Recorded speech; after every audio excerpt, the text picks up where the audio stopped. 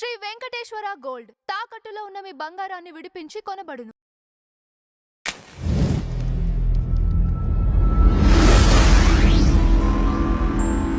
Sir నమస్కారం. శ్రీమాత్రే నమః. సార్ మౌఢ్యమి సమయంలో ఈ వివాహాది శుభకార్యాలు చేయకూడదు అంటారు. అవును.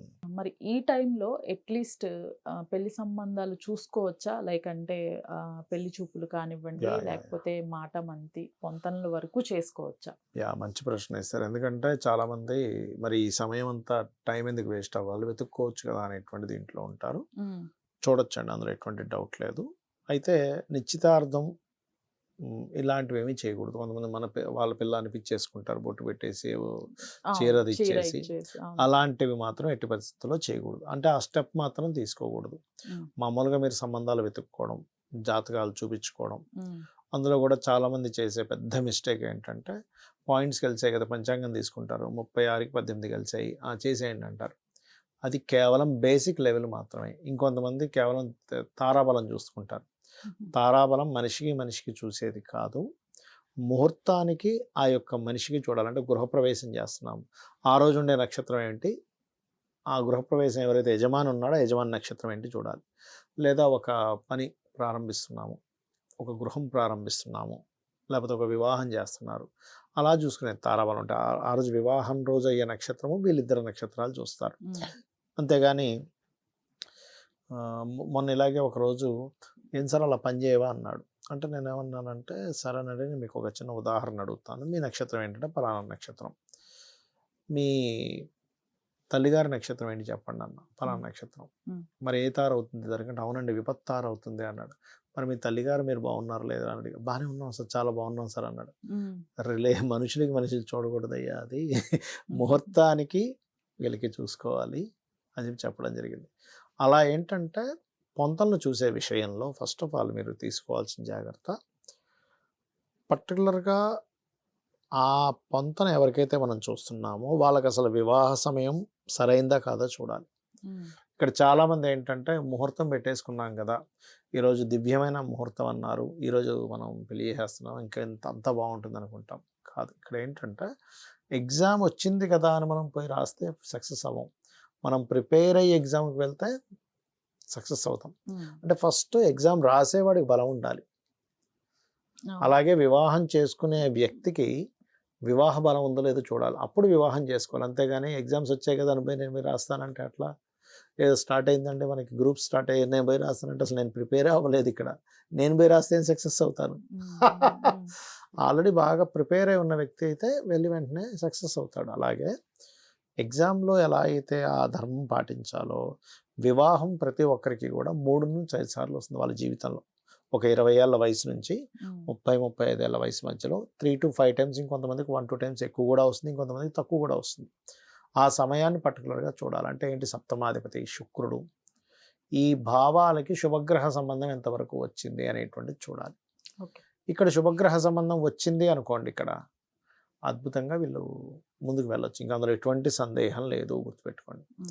అలా కాకుండా ఇక్కడ ఏదైనా ఇబ్బంది ఉందంటే ఆ సమయంలో చేసుకోకపోవడమే మంచిది. ఇది పాయింట్ నెంబర్ 1. ఇక రెండవది, కేవలం పాయింట్ల వరకే కాకుండా ఇద్దరి జన్మజాత చక్రాల్లో మనస్కారకుడు ఎలా ఉన్నాడు, అప్పుడు వీళ్ళిద్దరూ మనసులు కలిస్తే ఏమవుద్ది, చంద్రుడు ఉండే నక్షత్రాలు మీట్ అయితే ఏమవుద్ది అంటే కనెక్టివిటీ ఉంటే వీళ్ళ మధ్యని చిన్న చిన్న విషయాలని భూతద్దంలో చూసి నువ్వు అలా చేసావు ఇలా చేసావు అని ఒకరి మీద ఒకరు నిందలు వేసుకోవడం ఉండదు. పెద్ద విషయాన్ని కూడా చిన్నగా చూసి వదిలేస్తారు. నమ్మకాలు ఉంటాయి ఇద్దరి మధ్యని. అలాగే అట్రాక్షన్ జోన్స్ అంటాం, అంటే శుక్రుడు కుజుడు, ఇద్దరి జన్మజాత చక్రాలు శుక్రుడు ఎక్కడ ఉన్నాడు కుజుడు ఎక్కడ ఉన్నాడు, అవి కనెక్ట్ అయ్యాయా లేవా, అవి కనెక్ట్ అయితే ఇద్దరి మధ్యన అట్రాక్షన్ ఉంటుంది, ఆకర్షణ ఉంటుంది. అంటే ఒక భార్య మీద భర్తకి ఏదో కొనాలి, ఏదో తీసుకెళ్ళాలి ఇంటికి అనే తలంపు ఉంటుంది ఎప్పుడు కూడా.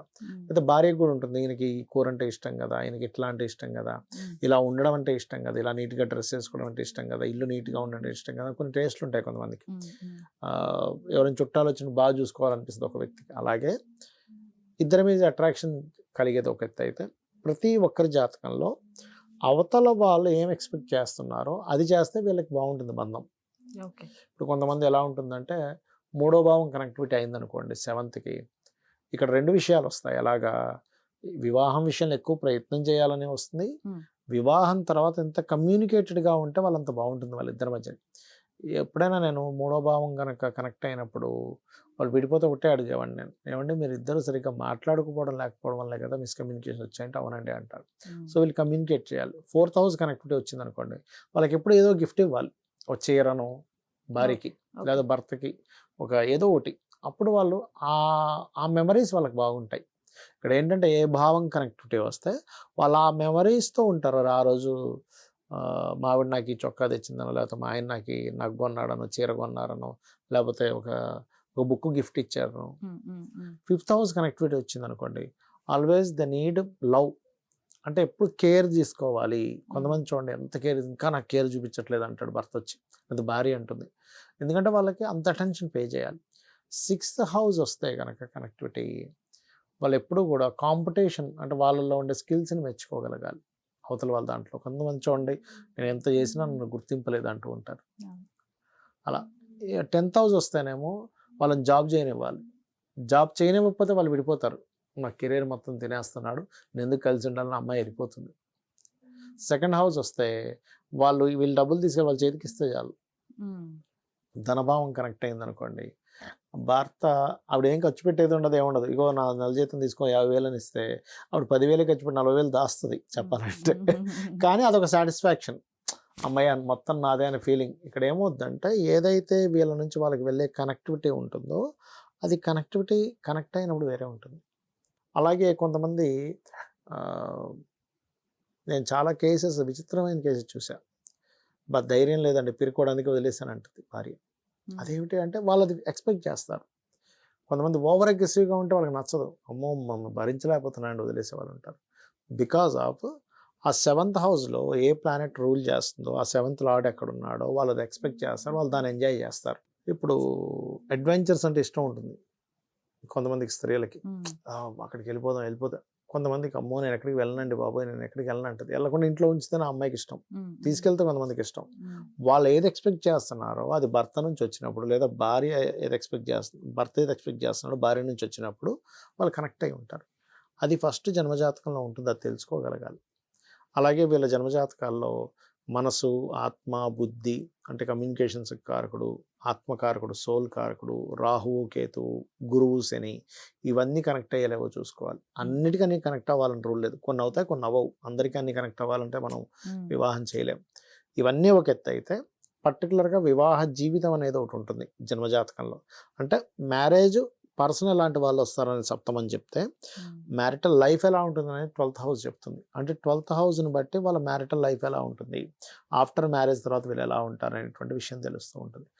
దాన్ని బట్టి వాళ్ళ లైఫ్లో 2 మ్యారేజ్లు ఉన్నాయా, ఒక మ్యారేజ్తో ఆగిపోతుందా, ఇది తెలుసుకొని ఒకవేళ 2 మ్యారేజెస్ ఉంటే వీళ్ళు అర్క వివాహము, కుంభ వివాహం అని ఉంటుంది, అది చేయించుకొని ముందుకు వెళ్ళాలి.